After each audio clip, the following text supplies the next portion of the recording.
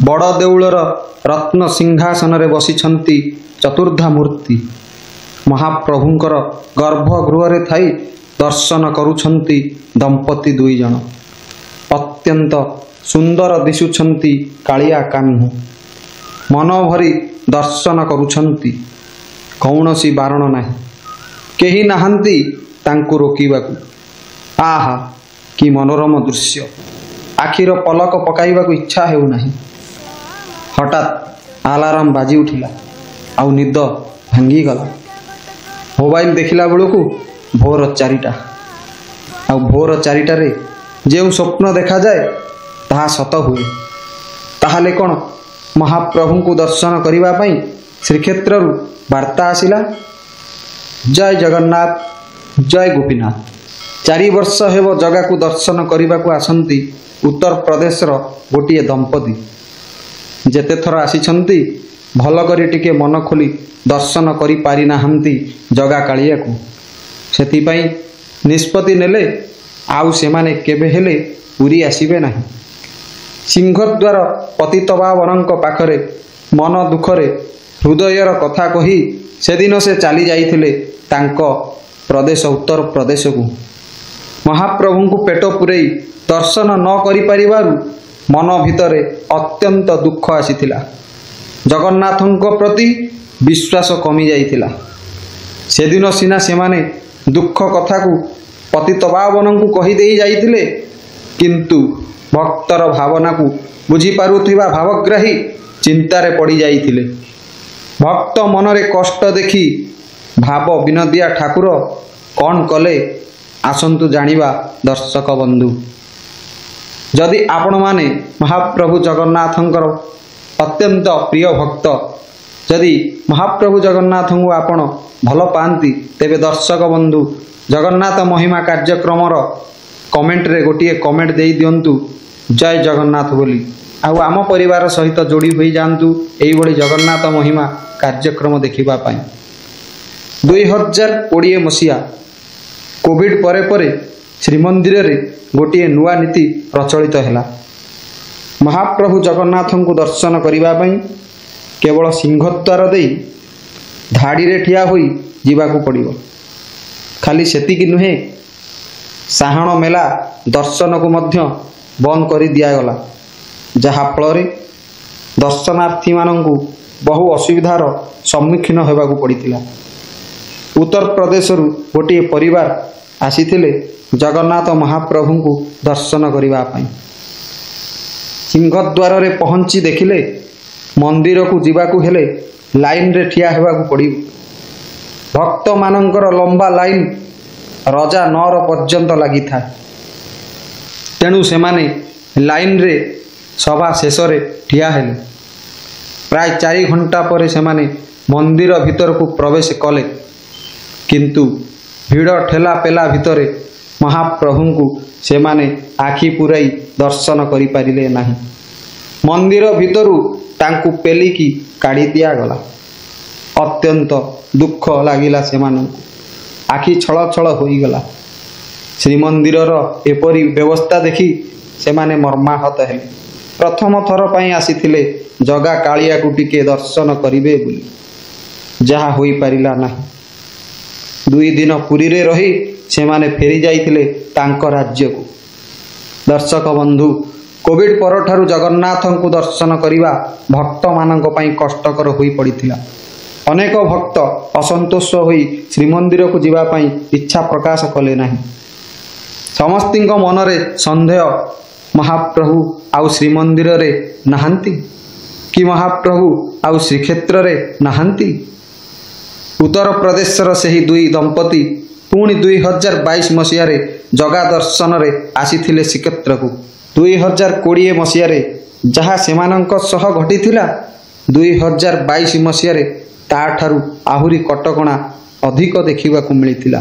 मंदिर भितरे सेमाने सेदिन जगा को दूररू टिके दर्शन करथिले, किंतु एथर सेतिकी भी होई पारिला नाही।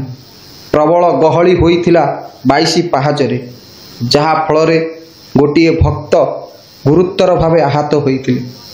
तेणु जगा दर्शन विलंब घटिला। किछि भक्त ନିରାଶ ହୋଇ ଫେରିଗଲେ ଦର୍ଶନ କରି ନ ପାରି। ଉତ୍ତର ପ୍ରଦେଶର ଦମ୍ପତି ମନେ ମନେ ଚିନ୍ତା କଲେ, ଆମ ଭାଗ୍ୟରେ ଜଗନ୍ନାଥ ଦର୍ଶନ ନାହିଁ। ଚାଲ ଏଇଠାରୁ ଫେରିଯିବା ଆମ ରାଜ୍ୟକୁ। ସିଂହଦ୍ୱାର ସାମ୍ନାରେ ପତିତପାବନଙ୍କୁ ମୁଣ୍ଡିଆଟେ ମାରି ଏତିକି କହିଲେ, ପ୍ରଭୁ ଚାରି ଥର ଆସିଲୁଣି ଆପଣଙ୍କୁ ଟିକେ ମନ ଭରି ଦର୍ଶନ କରିବା ପାଇଁ। ତାହା ପୂରଣ ହୋଇପାରିଲା ନାହିଁ। ଆପଣଙ୍କ ପାଖକୁ ଯିବାକୁ ଅନେକ କଟକଣା ଲାଗିଛି। ଭକ୍ତ ଭଗବାନ ଭିତରେ ପ୍ରଶାସନର ନିୟମ ବାଧକ ସାଜିଛି। ଆମ ପରି ଅନେକ ଭକ୍ତ କଷ୍ଟରେ ଅଛନ୍ତି।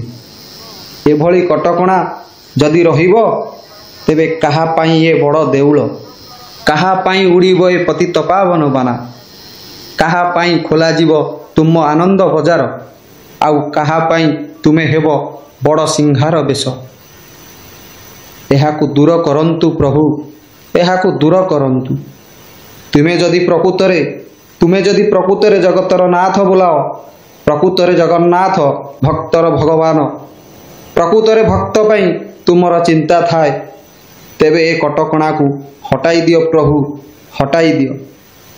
ଆଜି ଆମେ ପୁଣି ଫେରି ଯାଉଛୁ ଆପଣଙ୍କ ଦୁଆରୁ ଖାଲି ହାତରେ। ଆପଣଙ୍କୁ ବିନା ଦର୍ଶନ କରି ଫେରି ଯାଉଛୁ। ଆଉ ଯେବେ ଆସିବୁ ଆପଣ ଆମକୁ ମନ ଭରି ଦର୍ଶନ ଦେବାର ବ୍ୟବସ୍ଥା କରିବେ। ଯାଉଛୁ ପ୍ରଭୁ, ଯାଉଛୁ। ସେଦିନ ବି ସେମାନେ ମନ କଷ୍ଟରେ ଚାଲି ଯାଇଥିଲେ ନିଜ ରାଜ୍ୟ ଉତ୍ତରପ୍ରଦେଶକୁ। 2024 ମସିହା ଜୁନ୍ 10 ତାରିଖ ରାତ୍ରିରେ ଜଗନ୍ନାଥ ମହାପ୍ରଭୁଙ୍କୁ ସ୍ୱପ୍ନରେ ଦେଖିଲେ ସେହି ଦମ୍ପତି। ବଡ଼ ଦେଉଳର ରତ୍ନ ସିଂହାସନରେ ବସିଛନ୍ତି ଚତୁର୍ଦ୍ଧା ମୂର୍ତ୍ତି। ମହାପ୍ରଭୁଙ୍କର ଗର୍ଭଗୃହରେ ଥାଇ ଦର୍ଶନ କରୁଛନ୍ତି ଦମ୍ପତି ଦୁଇ ଜଣ। ଅତ୍ୟନ୍ତ ସୁନ୍ଦର ଦିଶୁଛନ୍ତି କାଳିଆ କାହ୍ନୁ। ମନଭରି ଦର୍ଶନ କରୁଛନ୍ତି, କୌଣସି ବାରଣ ନାହିଁ, କେହି ନାହାନ୍ତି ତାଙ୍କୁ ରୋକିବାକୁ। ଆହା କି ମନୋରମ ଦୃଶ୍ୟ! ଆଖିର ପଲକ ପକାଇବାକୁ ଇଚ୍ଛା ହେଉନାହିଁ। ହଠାତ୍ ଆଲାର୍ମ ବାଜି ଉଠିଲା ମୋବାଇଲର। ନିଦ ଭାଙ୍ଗିଗଲା। ଭୋର 4ଟାରେ ଯେଉଁ ସ୍ୱପ୍ନ ଦେଖାଯାଏ ତାହା ସତ ହୁଏ। ତାହେଲେ କ'ଣ ମହାପ୍ରଭୁଙ୍କୁ ଦର୍ଶନ କରିବା ପାଇଁ ଶ୍ରୀକ୍ଷେତ୍ରରୁ ବାର୍ତ୍ତା ଆସିଲା? ଯାହା ମୁଁ ସ୍ୱପ୍ନରେ ଦେଖିଲି ତାହା କ'ଣ ସତ ହେବ? ଗୋଟିଏ ସ୍ୱପ୍ନ ଦୁଇ ଜଣଙ୍କ ସ୍ୱପ୍ନରେ ଆସିଛି। ଆଶ୍ଚର୍ଯ୍ୟ! ଦୁଇ ଜଣ ଦମ୍ପତି ଆଶ୍ଚର୍ଯ୍ୟ ହୋଇଗଲେ। ଉଠିପଡ଼ି ସ୍ୱାମୀ ସ୍ତ୍ରୀ ପିଲାମାନଙ୍କୁ ନେଇ ତରତର ହୋଇ ଜଲ୍ଦି କାମ ଛିଡ଼ାଇ ଶ୍ରୀକ୍ଷେତ୍ର ବାହାରିଗଲେ। ପୁରୀରେ ପହଞ୍ଚିବା ବେଳକୁ ରାତ୍ରି 3ଟା। ଗୋଟିଏ ହୋଟେଲରେ ରାତ୍ରି ଯାପନ କଲେ। ସକାଳୁ ସ୍ନାନ ନୀତି ସାରି ଚାଲିଲେ ଶ୍ରୀମନ୍ଦିରକୁ। ଆଉ ସିଂହଦ୍ୱାରରେ ପହଞ୍ଚି ଯାହା ଦେଖିଲେ ତାଙ୍କ ଆଖିକୁ ବିଶ୍ୱାସ କରିପାରିଲେ ନାହିଁ। କୌଣସି କଟକଣା ନାହିଁ। ଭକ୍ତମାନଙ୍କୁ ଚାରିଦ୍ୱାର ଖୋଲା। ମହାପ୍ରଭୁ ଜଗନ୍ନାଥଙ୍କୁ ଦର୍ଶନ କରିବା ପାଇଁ ଆଉ ନାହିଁ ସେହି କଟକଣା। ଯିଏ ଯେଉଁ ପଟେ ଯାଇପାରିବ ମହାପ୍ରଭୁଙ୍କୁ ଦର୍ଶନ କରିବା ପାଇଁ। ମହାପ୍ରଭୁ ଜଗନ୍ନାଥଙ୍କୁ ଗର୍ଭଗୃହକୁ ଯାଇ ଦର୍ଶନ କରିପାରିବେ ଭକ୍ତମାନେ। ଦମ୍ପତିଙ୍କର ଆନନ୍ଦ କହିଲେ ନ ସରେ। ତରତର ହୋଇ ଚାଲିଲେ ସିଧା ଜଗନ୍ନାଥଙ୍କ ପାଖକୁ। ପ୍ରଭୁଙ୍କ ପୂରାପୂରି ସାମ୍ନାକୁ ଯାଇ ଚକାଚକା ଆଖି ମିଶାଇ ଦେଇ ମନ ଭରି ଦର୍ଶନ କଲେ ଦମ୍ପତି ଦୁଇ ଜଣ। ନୟନରୁ ଗଡ଼ି ଚାଲିଲା ଅଶ୍ରୁ। ଧାର ହୋଇ ଗଡ଼ିଗଲା ଅଶ୍ରୁ। କାହିଁକି ନା କାଳିଆ କାହ୍ନୁ ସ୍ୱପ୍ନରେ ଆସି ଯେଉଁ ଦୃଶ୍ୟ ଦେଖାଇଲେ ତାହା ବର୍ତ୍ତମାନ ପ୍ରତ୍ୟକ୍ଷ ଭାବେ ଦେଖିବାକୁ ମିଳିଲା। ଯେଉଁ ସ୍ୱପ୍ନ ସେ ଦେଖିଥିଲେ ତାହା ସତ୍ୟ ହୋଇଗଲା।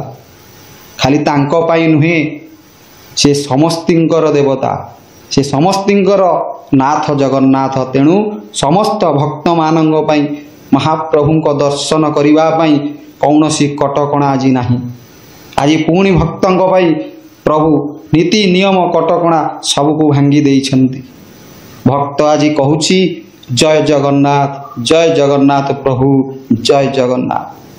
ଓଡ଼ିଶାରେ ସରକାର ପରିବର୍ତ୍ତନ ହେଲା ପରେ ପୁଣି ଶ୍ରୀମନ୍ଦିରର ଚାରିଦ୍ୱାର ଭକ୍ତଙ୍କ ପାଇଁ ଖୋଲି ଦିଆଯାଇଛି। ଭକ୍ତବନ୍ଧୁ ଭକ୍ତଙ୍କ ପାଇଁ ଖୋଲି ଦିଆଯାଇଛି। ଏହା ହେଉଛି ଜଗନ୍ନାଥ ମହାପ୍ରଭୁଙ୍କର ଲୀଳା। ତେଣୁ दर्शक बंधु भक्त बंधु यदि आपण माने महाप्रभु जगन्नाथ को मन प्राण दे भल पाती तेबे महाप्रभु निश्चिंत आपणक उपरे कृपा करिवे। अगाढ़ विश्वास सहित आज महाप्रभु जगन्नाथ चरण रे शरणापन्न हुंतु भल पांतु महाप्रभु को। तेबे जदि आमर ये वीडियो आपण मान हृदय को छुई थाए तेबे आमर ये जय गोपीनाथ टीवी परिवार सहित आपण जोड़ी हो जातु। आम चैनल को सब्सक्राइब करी आग को बढ़ातु। आपण दिनटी मंगलमय हो। जय जगन्नाथ जय गोपीनाथ।